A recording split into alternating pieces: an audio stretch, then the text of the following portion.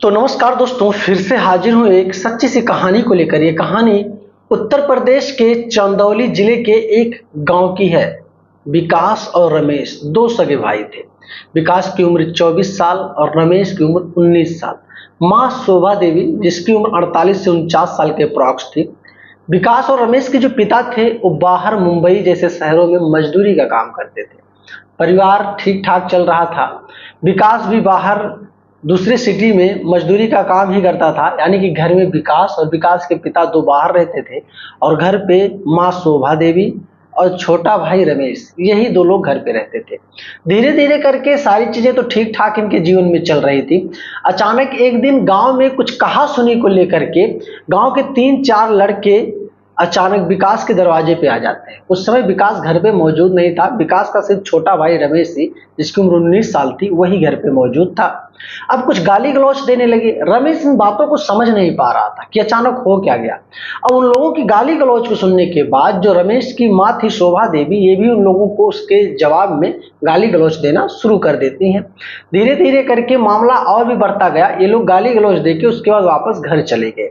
धीरे धीरे करके रमेश अपनी माँ से ये पूछने लगता है कि आखिर क्या माजरा था, क्यों वो लोग आए और गाली देकर आखिर क्यों गए। उसकी माँ ने कहा, पता नहीं, मैं नहीं जानती, कुछ चुगली की बातों को लेकर कुछ कहा सुनी, पता नहीं क्या पूछताछ करने के चक्कर में ये लोग हमारे ऊपर शक कर रहे हैं और इन लोगों का कहना है कि यही इधर उधर ये सारी बातों को की है, इसी वजह से ये सारी चीजें हुई है। अब ये सारी चीजें सुनने के बाद रमेश बहुत घबरा गया, बहुत डर गया। लेकिन रमेश सोचा कि चलो मामला टल ही गया। लेकिन माँ शोभा देवी जो थी वो थोड़ी दूसरी किस्म की औरत थी। अब वो इधर उधर ताने कसना, गाली गलौज करना गांव में भी उसके परिवार के खिलाफ करने लगी। 2 दिन के बाद अचानक से फिर से झगड़ा विकराल रूप ले लेता है। मामला एक ही गांव का है। जब विकराल रूप ले लेता है तो दूसरी पार्टी ने मौके पर 100 नंबर पुलिस को सूचना दिया और वहां से 2 पुलिस वाले आते हैं। पुलिस वाले मामले को समझाने और बुझाने की कोशिश करते थे, क्योंकि मामला बहुत बड़ा नहीं था। मामला सोचो तो बहुत छोटा सा ही था। समझाने बुझाने की फिराक में पुलिस वाले बहुत समझाए बुझाए, लेकिन दोनों पक्ष के लोग मानने को तैयार ही नहीं थे। शोभा देवी का यह कहना था कि इन्होंने किसी से कुछ कहा ही नहीं और ये लोग अगर गाली गलौज दिए हैं दरवाजे पे चढ़कर तो इनको सजा मिलनी चाहिए कानूनी रूप से।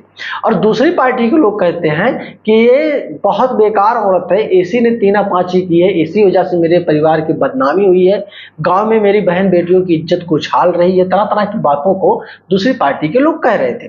पुलिस इन सारी चीजों को देख ही रही थी कि देखते देखते दूसरे पक्ष के लोग, जिनका ये कहना था कि उनकी घर की बहन बेटियों का इज्जत समाज में उछाल रही है शोभा देवी, उस घर के करीब 6-7 लोग शोभा देवी के घर में घुसने के लिए तैयार हो गए। अब रमेश इन सारी चीजों को देख रहा था तो जोर जोर से चिल्लाने लगा, भैया भैया भैया कहकर तेजी से चिल्लाने लगा। भैया विकास को याद करने लगा, लेकिन विकास तो घर पे मौजूद ही नहीं था, क्योंकि वो बाहर मजदूरी का काम करता था।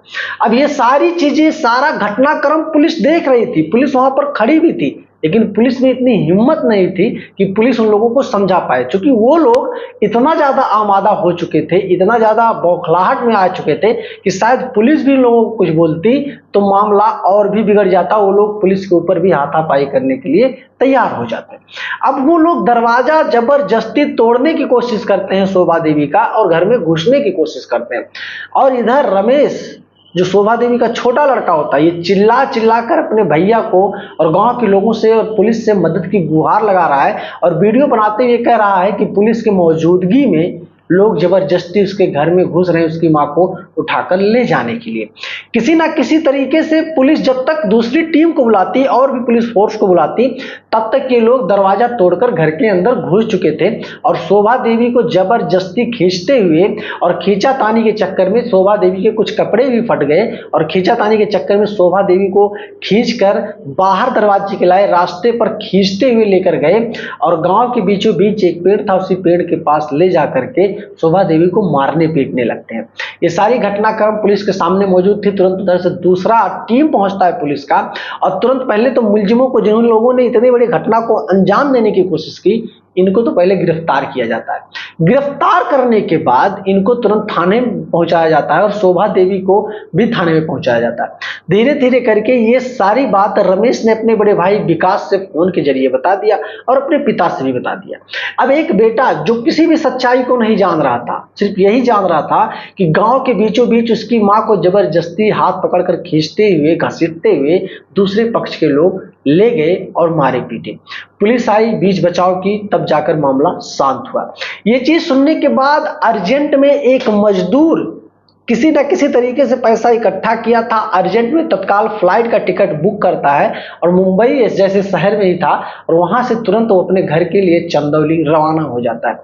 देखते देखते मात्र 11 से 12 घंटे के अंदर वो घर पे मौजूद हो जाता है और इधर थाने पे पूरा मामला चल ही रहा था कि दूसरे दिन इनके खिलाफ FIR दर्ज करके इनको कोर्ट में पेश किया जाएगा। चूंकि दोनों पक्ष के लोग सुलह करने के लिए तैयार ही नहीं थे। थाने में जो थाना इंचार्ज थे, SI लोग थे, ये सारे लोग इस चीज का दबाव बना रहे थे कि अगर तुम लोगों में समझौता नहीं होता है, तुम लोग कोर्ट में जाओगे तो जाहिर सी बात है कोर्ट में भाई मुकदमा होगा, इस पक्ष को भी जेल हो सकता है, उस पक्ष को भी जेल हो सकता है, जो दोषी पाएगा उसके खिलाफ कड़ी कार्रवाई भी हो सकती है। तो आप लोग आराम से सुलह समझौता थाने पे कर लो, आराम से जाओ घर पे, किसी भी बात का विवाद मत रखो, आराम से रहो। हालांकि पुलिस का कहना भी बहुत अच्छी तरीके से ठीक ही था कि पुलिस चाहती थी झगड़ा शांत कर दिया जाए, मामले का समझौता कर दिया जाए, उसके बाद सारी चीजें हो जाए। धीरे धीरे प्रोसेस लंबा चला कि इस बीच विकास, जिसका उम्र 24 साल था, शोभा देवी का बड़ा वाला लड़का, वो पहुंच जाता है घर पे। घर पे पहुंचता है, तुरंत उसको बताया जाता है कि सारे लोग थाने में मौजूद हैं सुबह से। अब विकास तुरंत थाने में पहुंच जाता है। थाने में पहुंचकर सारी चीजों को देखता है और अपने भाई रमेश से धीरे धीरे करके पूछ रहा था कि कौन कौन था जिसने माँ के ऊपर हाथ उठाया, कौन था जो माँ को घसीटते हुए ले गया। रमेश धीरे धीरे करके काना फुसकी के जरिए अपने भाई विकास को बता देता है कि यही लोग थे जो माँ के साथ इस तरीके की बदसलूकी किए। अब विकास वहां पहुंचता और कहता है, साहब देखिए, अगर आप सुलह समझौता करवाना चाहते हैं तो बिल्कुल करवा दीजिए, मुझे झगड़े में नहीं फंसना, मैं नहीं चाहता कि झगड़ा करें और मैं मुंबई रहता हूं, मैं अपने माँ को, अपने भाई को लेकर एक गांव छोड़कर ही चला जाऊंगा। तब तक थाना इंचार्ज कहते हैं, बेटा तुम क्यों जाओगे गांव छोड़कर? गांव छोड़कर जाने की जरूरत नहीं है, प्रशासन है, तुम्हारी मदद करेगी, बिल्कुल मत परेशान हो। अगर ये लोग गुंडई करते हैं, दबंगई फिर से करते हैं तो फिर तुम आके मुझे बताना। रमेश कहता है कि साहब मेरा भाई तो घर पे था नहीं, मेरे पिता भी नहीं थे, जो कुछ भी लोगों ने किया आप लोग तो वहां पे मौजूद थे, आप लोगों ने देखा ही है, कैसे आप कह सकते हो कि ये लोग दोबारा हम लोगों को नहीं मारेंगे पीटेंगे? किसी ना किसी तरीके से दोनों पार्टी, दोनों टीमों में बात पुलिस करवाती है, समझौता के आधार पर वहां से रफा दफा करके घर भेज दिया जाता है। लेकिन कहीं ना कहीं जो विकास था, शोभा देवी का बड़ा वाला लड़का, उसके अंदर खून ही खौल रहा था, क्योंकि वो सोच सोच कर परेशान था किस तरीके से उसकी माँ ने पूरे गांव के बीचों बीच में अपनी बेइज्जती करवाई होगी। धीरे धीरे करके 3-4 दिन गुजर गए। इधर विकास पूरी प्लान को बना रहा था, कई लड़कों को सेट कर रहा था, कई लोगों को सेट कर रहा था, और जो मुख्य आरोपी खासकर 2 लोग थे उनको तो अपनी नजरों में बसा के बैठा हुआ था।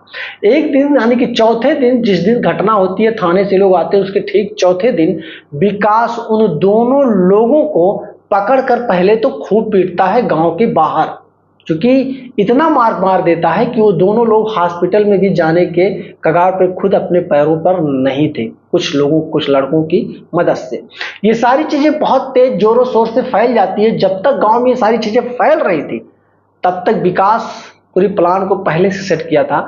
अपनी माँ, अपने भाई रमेश और खुद प्लानिंग सेट करके अर्जेंटली में मुंबई के लिए फिर से वो निकल जाता है।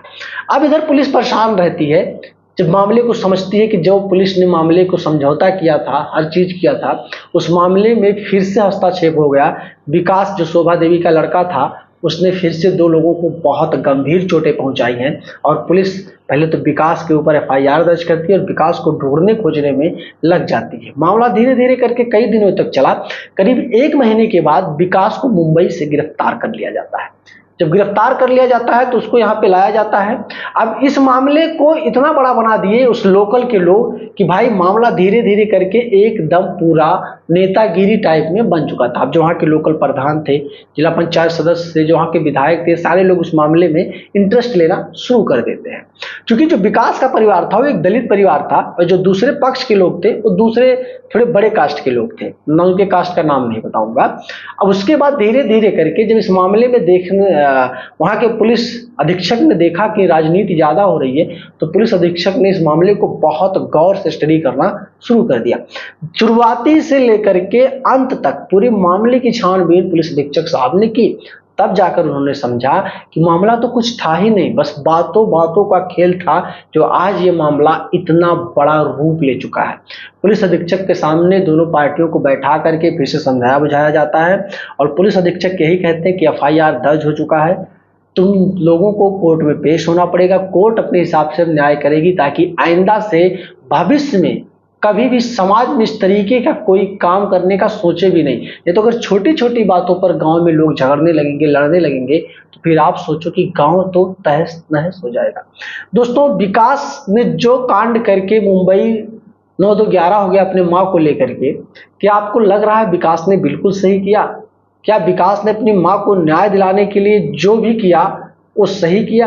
क्या विकास को पुलिस गिरफ्तार करके सही करती है? ये सारी चीजों का जवाब आप कमेंट बॉक्स में देना, कमेंट करके जवाब देना मेरे दोस्त। वीडियो पसंद आए तो लाइक करना, चैनल पर नए हो दोस्तों सब्सक्राइब करना। ये कहानी काफी पुरानी है, मैंने भी इसको सुना समझा तो हमने सोचा जागरूकता के माध्यम से एक बार इस कहानी को आप तक शेयर करनी चाहिए ताकि आपके अंदर जागरूकता आए और आप समझने की कोशिश करें कि कब किन बातों को लेकर के आपको झगड़ना चाहिए या नहीं झगड़ना चाहिए। मिलूंगा जल्दी। जय हिंद।